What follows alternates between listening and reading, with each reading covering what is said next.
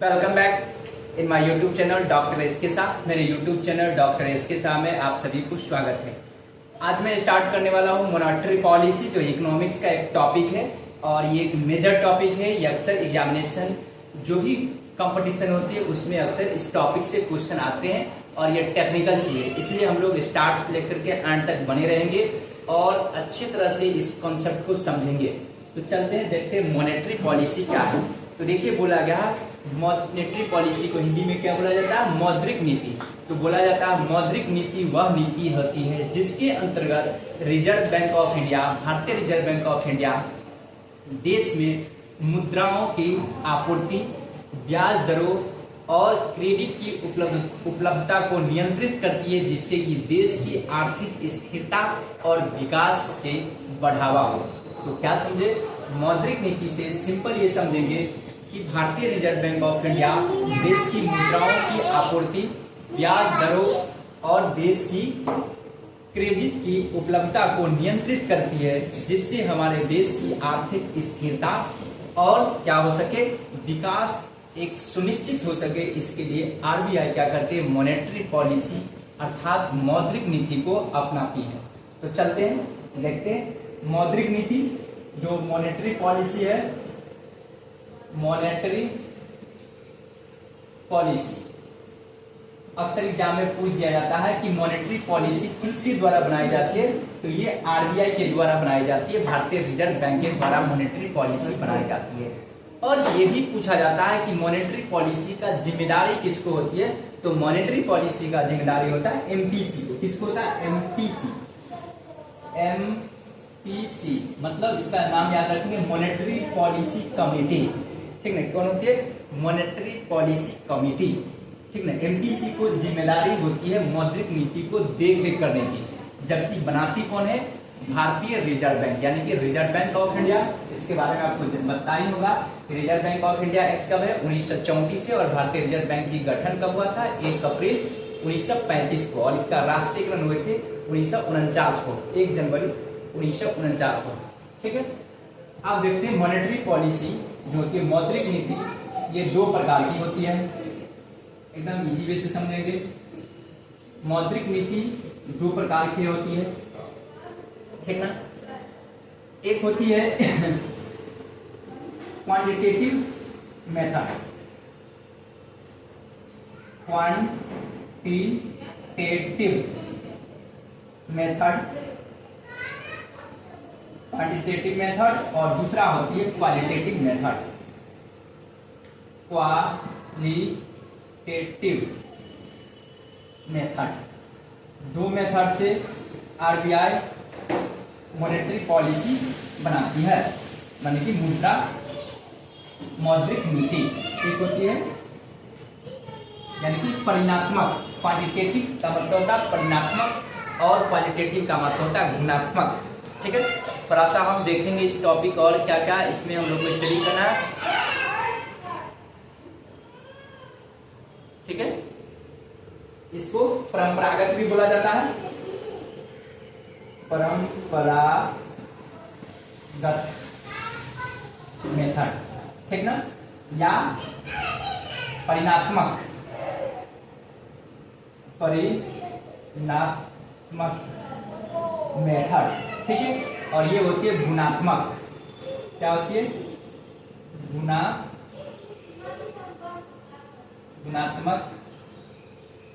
गुणात्मक मेथड।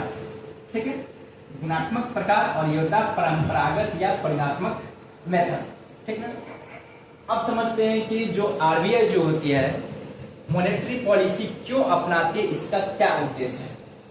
ठीक है, पहले उद्देश्य समझेंगे, उसके बाद इस मेथड को हम लोग जिक्र करेंगे।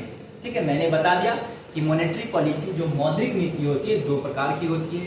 एक होती है आपको क्वांटिटेटिव मेथड, दूसरी होती है क्वालिटेटिव। इसको परंपरागत या परिणात्मक मेथड बोली जाती है और इसको गुणात्मक। ठीक है, गुणात्मक गुण से रिलेटेड। अब देखिए मॉनेटरी पॉलिसी का ऑब्जेक्टिव क्या है, क्योंकि हम लोग को कंपटीशन को जो कवर अप करनी है, तो इस चीज को हम लोग समझेंगे।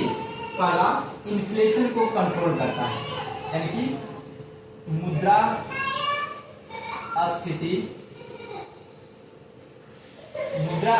को नियंत्रण करना,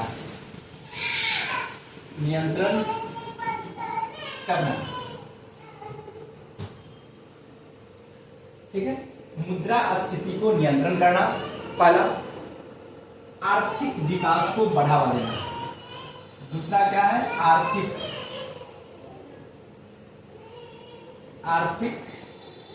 विकास को बढ़ावा देना, आर्थिक विकास को बढ़ावा देना, यानी कि क्या समझे, आर्थिक विकास को ये बढ़ावा देती है, क्या समझे, यानी कि प्रमोट इकोनॉमिक ग्रोथ, यानी कि ये कह सकते हैं यहाँ पे देखिए, पहला मैंने बताया कंट्रोल इन्फ्लेशन, यहाँ पर मैं इंग्लिश में लिखूंगा कंट्रोल इन्फ्लेशन, दूसरा मैंने लिखा इकोनॉमिक ग्रोथ,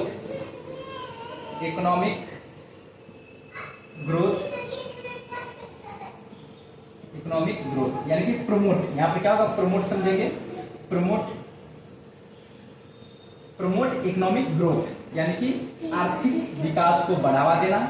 तीसरा इसका क्या उद्देश्य होगा वो समझेंगे, इंक्रीज एम्प्लॉयमेंट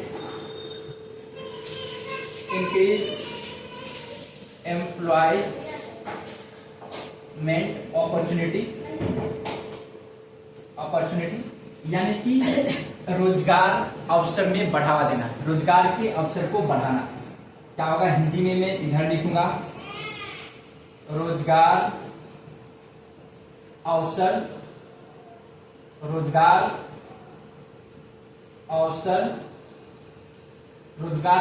को बढ़ावा देना,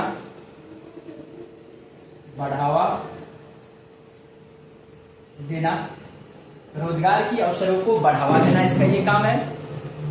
उसके बाद मुद्राओं की स्थिरता बनाए रखना, मुद्राओं के स्थिरता जो होती है उसको बनाए रखना, यानी कि मेंटेन करेंसी स्टेबिलिटी, मेंटेन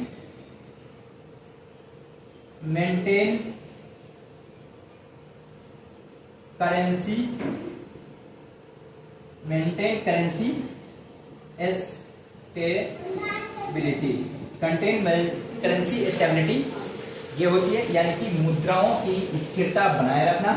चौथा क्या होगा, मुद्रा की स्थिरता बनाए रखना, एकदम अच्छा समझेंगे, रखना, मुद्राएं की स्थिरता बनाए रखना, इसका यही काम होता है मुद्रा को। उसके बाद रेगुलेट इंटरेस्ट रेट, उसके बाद क्या करेगी, रेगुलेट करेगी इंटरेस्ट रेट को। मैं पांचवा पॉइंट यहां पर लिखता हूं, रेगुलेट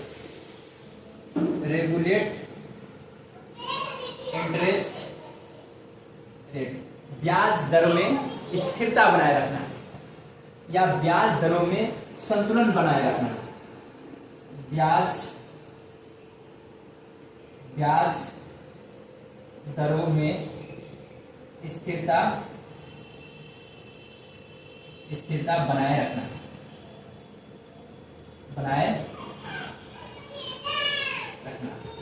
ये सब क्या है, मॉनेटरी पॉलिसी का उद्देश्य। एक बार मैं ऑन कैमरा देख ले रहा हूँ, क्या आप लोगों तक ये जो मैं लिख पा रहा हूँ वो सही दिखाई दे रही है? हाँ सर, सही दिखाई दे रही है।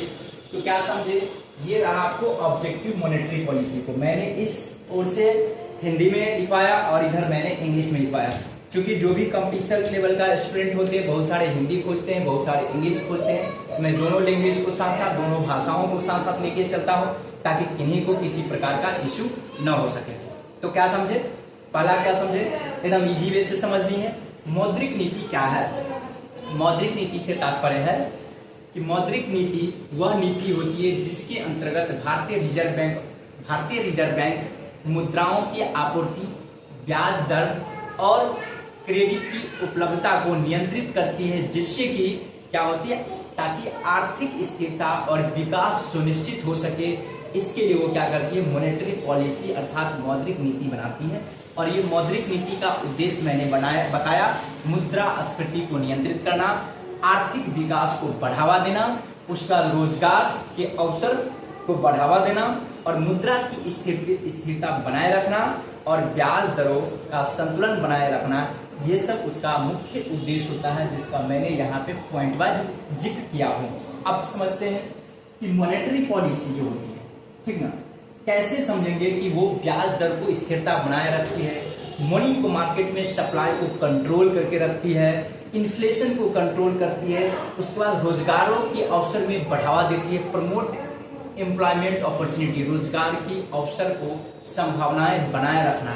आखिर ये आरबीआई के हाथों में कैसे है, आरबीआई इस चीज को कैसे मेंटेन करती है, इस चीज को हम लोग समझते हैं। इस चीजों के लिए वो दो मेथड अपनाती है, ठीक ना। एक पहला देखेंगे क्वांटिटेटिव मेथड में होती है, उसके पास इस मेथड के अंतर्गत वो जो होती है रेपो रेट,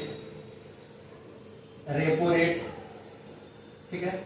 उसके बाद अपनाती है SLR, CLR, cash reserve ratio, CRR। उसके बाद चौथा में open market operation, OPC, open market operation, OPC shortcut में open OPC, open market operation, ठीक है। क्या समझे, ओपन मार्केट ऑपरेशन, ये मैं बताऊंगा क्या होता है, पहले इस चीज को हम लोग लिखते हैं। ओपन मार्केट ऑपरेशन, ठीक है। Standing marginal standing facility, MSF, marginal standing facility, इन तमाम चीजों की मेथड से आरबीआई क्या करती है, अपना मुद्रा को कंट्रोल करती है। देखिए अब क्या होती है, मौद्रिक नीति में आपने समझा कि मुद्रा को आपूर्ति को सप्लाई करती है, ब्याज दरों की क्या करती है, ब्याज दरों और क्रेडिट की उपलब्धता को क्या करती है, नियंत्रित करती है। तो कैसे करती है उसी को हम लोग समझेंगे। तो देखिए क्वांटिटेटिव मेथड के बेसिस पे वो रेपो रेट, ठीक है, एक रेपो रेट होती है, एक होती है बैंक रेट, भी याद रखेंगे, बैंक रेट, एक होती है बैंक रेट भी होती है, ठीक है। यहाँ पर भी मैं लिख सकता हूँ, लेकिन इसको डायरेक्टली यहाँ से मैं ये करूंगा। अब देखिए पहले समझिए बैंक रेट का मतलब होती है बैंक रेट उस दर को बोला जाता है जिस दर पे RBI reserve bank of India जो होती है कमर्शियल बैंक को दीर्घकाल के लिए ऋण प्रदान करती है। मतलब ये कि आरबीआई जब कमर्शियल बैंक को लोन देती है, ब्याज देती है, तो उस ब्याज के बदले जो इंटरेस्ट अर्थात ब्याज चार्ज करती है उसको बोला जाता है क्या चीज, बैंक रेट, ठीक है। और ये किसके लिए होता है, लंबी अवधि के लिए, दीर्घकाल के लिए जब लोन देती है आरबीआई किसको, कमर्शियल बैंक को, तो उसको बोला जाता है बैंक, ठीक है। अब देखिए मार्केट में मौद्रिक नीति में क्या होती है, जब मनी को कंट्रोल करना है, क्रेडिट को कंट्रोल करनी है, तो आरबीआई क्या करती है, अपना बैंक रेट को बढ़ा देती है, वृद्धि कर देती है।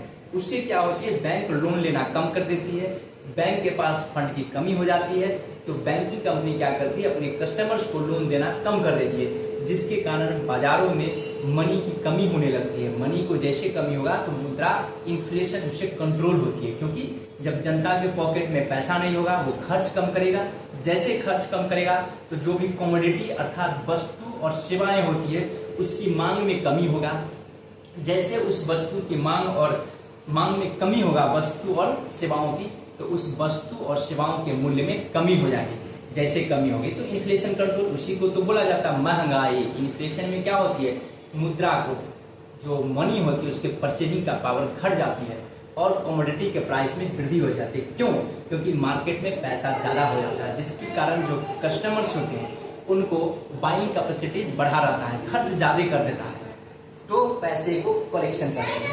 फिर रेपो रेट क्या होती है, जब आरबीआई कमर्शियल बैंक को अल्पकाल के लिए ऋण प्रदान करती है, यानी कि कम अवधि के लिए जब ऋण देती है जिस दर पे, उसको बोला जाता है रेपो रेट।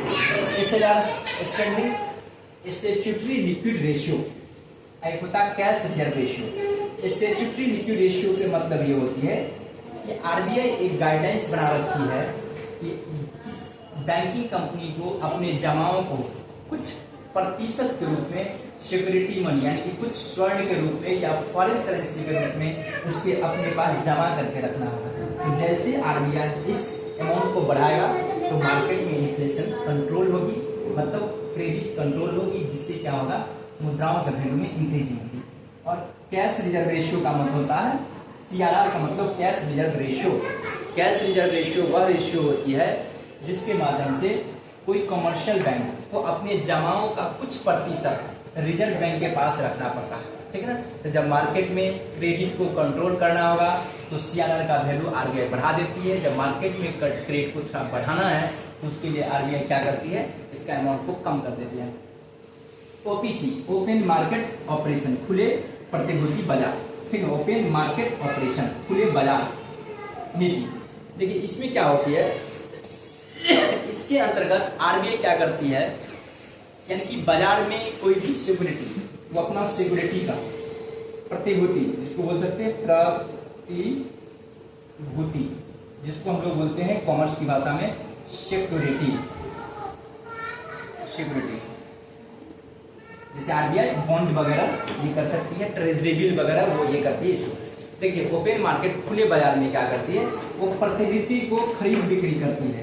मार्केट में अगर इन्फ्लेशन ज्यादा हो, इन्फ्लेशन को कंट्रोल करना है तो मार्केट में क्या करेगी RBI, reserve bank of India क्या करेगा, सेल करेगा, सिक्योरिटी को सेल करेगा।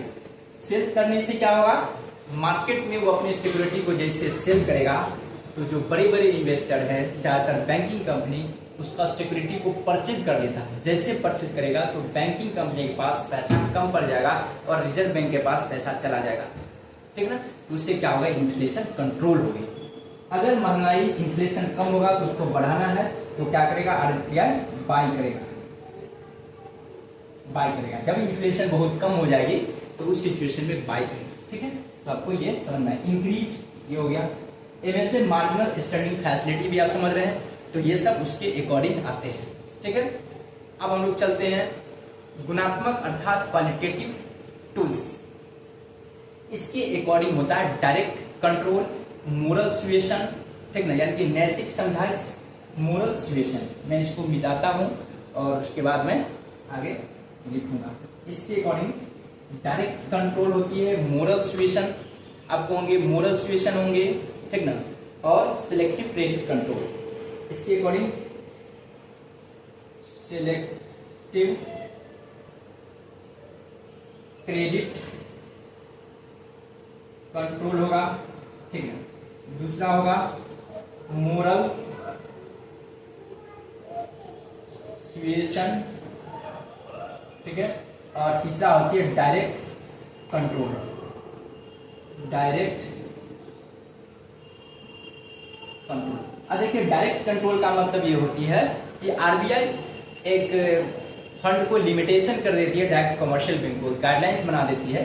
जब इन्फ्लेशन मार्केट में बहुत ज्यादा हो जाती है, चरम स्थिति पे हो जाती है, तो आरबीआई सभी बैंकिंग कंपनी को गाइडलाइंस देती है, एक लिमिटेशन बांध देती है, बॉन्डिंग कर देती है कि आप इससे ज्यादा किसी को लोन नहीं दे सकते हो। इसको बोला जाता है डायरेक्ट कंट्रोल।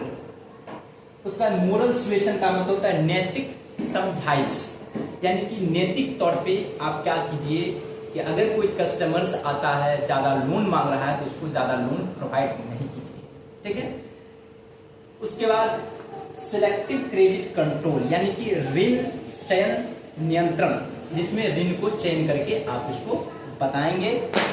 तो इस तरह से आज की हमारे क्लासेज हुआ। ये इकोनॉमिक्स का एक टॉपिक था, मॉनेटरी पॉलिसी और मौद्रिक नीति क्या होती है, इसके मैंने आज क्लासेज लिया और इस पे एक क्लासेज और लूंगा, तो आप लोगों को कंप्लीट। मैं अपने चैनल में इकोनॉमिक्स से संबंधित जो भी कंपटीशन होती है, जो भी एग्जामिनेशन, उन तमाम टॉपिक को मैं अपलोड करता हूँ, साथ ही साथ कॉमर्स का भी। Okay, bye bye, have a nice day.